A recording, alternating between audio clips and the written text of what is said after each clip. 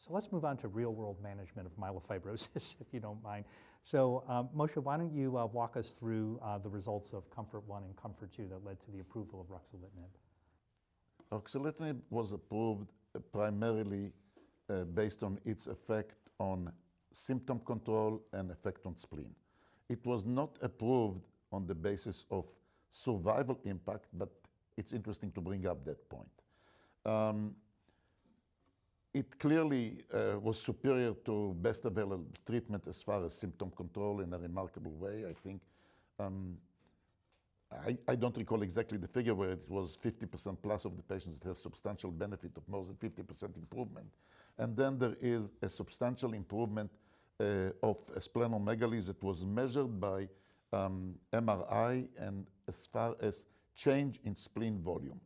35% reduction in spleen volume was considered significant, and it was seen, to the extent that I recall, in about 40% of the patients, and it turned out to be a significant number. The reason it's a significant number is the degree of the splenic response, to a large extent, dictate the duration of the response. It seems that they are very tightly linked, and patients, about half of the patients with splenic response greater than 35% by volume or 50% by physical examination maintained the remission for 5 years plus, whereas the others, some of them have very fleeting responses. They were not durable. So it clearly had a nice reproducible effect on symptom control and spleen response, which links nicely to symptom control as well because of the splenic symptoms. And this was confirmed in 2 studies, COMFORT-I and COMFORT-II. COMFORT-I and I think subsequently also COMFORT-II showed some survival advantage, even though it allowed crossover. And of course, it wasn't done for survival advantage. The interesting point about survival advantage is that it happened early. When you look at the split of the 2 curves, it wasn't late, it was early, which would suggest that high-risk patients were the ones that benefited from it early.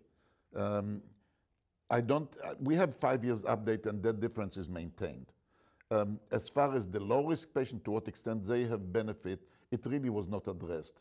And that's a question that has to be addressed. And we don't have a definitive answer on the advantage of ruxolitinib as far as long-term survival advantage. Maybe John wants to add on that.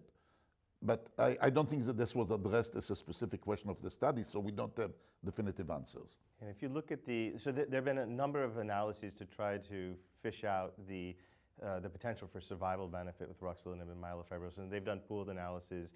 They've used very fancy statistical tools like the rank preserving functional test to sort of map out what the control arm would look like if they had stayed on the therapy.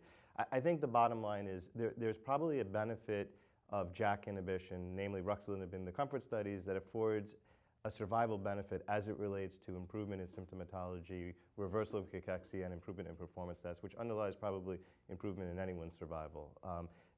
I don't really think it's underlined by anticlonal activity or remissions. So that was really important. Is that I think that the concept that a CR is going to make the patient live longer, and this with ruxolitinib is not really what's at play here.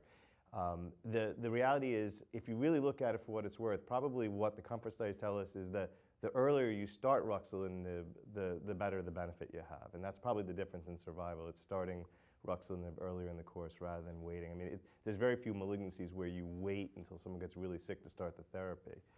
So I think it's more of a function of timing of starting it. So that's why I want to come back to Robin on this question about survival, because as Moshe pointed out, the split in the curves occurred early, but it occurred around the median time of the crossover of most of the patients from placebo or best available therapy to ruxolitinib.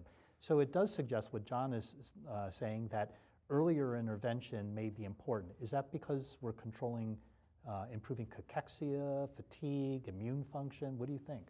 I agree entirely. I think that is exactly what we're seeing.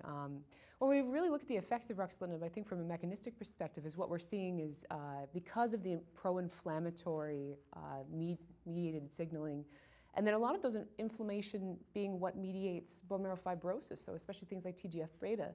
If you're starting to see those cytokine levels go down, that you might be able to slow potentially some of the disease fibrosis. along with the improvement in symptoms, I think you're seeing a lot of an improvement in terms of functional status, in terms of quality of life. And I really think that that's key to why ruxolitinib does have that survival advantage. But what we're not seeing is that it does in any significant way deter potentially disease progression, transformation. So I think especially from a symptomatology perspective, I do like to start ruxolitinib earlier rather than later, especially if I see a symptomatic patient.